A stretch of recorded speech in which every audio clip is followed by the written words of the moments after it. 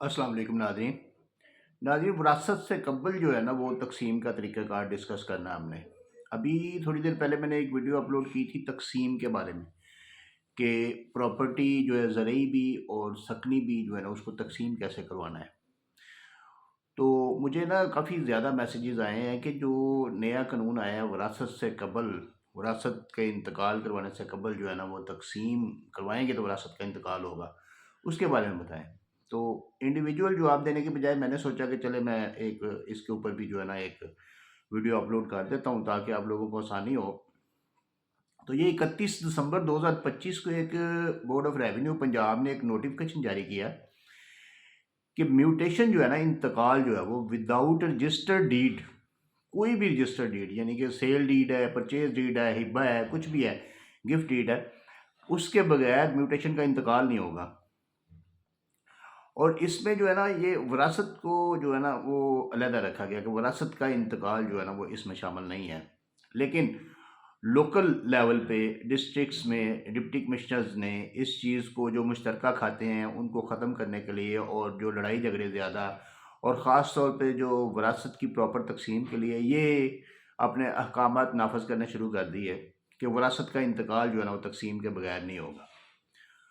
और ये एक अच्छा स्टेप था, लेकिन उसमें एक चीज़ जो है ना वो सामने आई कि अनटिल, जब तक वारसान का तयन ना हो जाए, अगर तो किसी जगह के ऊपर वारसान का तयन मौजूद है कि बहन है, भाई है, माँ है, बेटे हैं, बच्चे हैं, और पता है कि जो डिसीज़्ड है, जो मुतवफ़ी है, उसके वारसान कौन कौन से हैं, तो फिर तो उनकी तकसीम आसानी से हो जाएगी।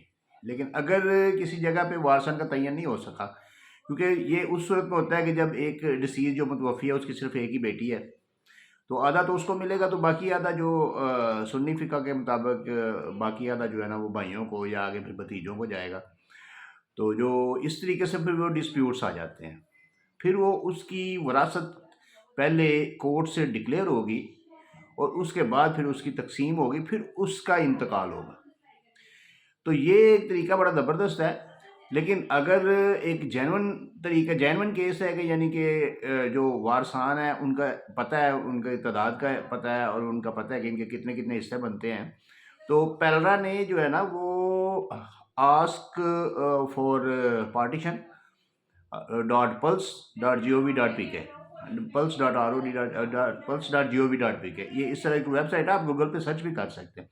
वहाँ पे आप ऑनलाइन, ये पोर्टल बना दिया हुआ है, वहाँ पे ऑनलाइन आप अप्लाई करें तो पेलरा के जो है ना वो नुमाइंदे खुद रब्ता करके तो आपको पार्टीशन का, तकसीम का जो है ना वो काम मुकम्मल कर देंगे। और तकसीम का पहले तकसीम मुकम्मल करके नक्शा जात बना के उसके बाद फिर जो है ना ये विरासत की म्यूटेशन, विरासत का इंतकाल जो है ना वो चढ़ेगा। तो ये कोई एज सच कानून भी नहीं है और ये कोई बोर्ड ऑफ रेवेन्यू का नोटिफिकेशन भी नहीं है। ये लोकल लेवल पे जो डिप्टी कमिश्नर हैं उन्होंने अहकाम नाफज किए हैं। लाहौर में तो ये बड़ा स्ट्रिक्टली नाफज हो चुका है और ये इधर और भी दूसरे ज़िलों में ये काफ़ी इसके ऊपर सख्ती से अमल हो रहा है, ताकि जो विरासत के बाद के मामलात हैं वो कम से कम जो है ना उनको वो डिस्प्यूट्स जो है ना वो कम से कम हो सकें। शुक्रिया।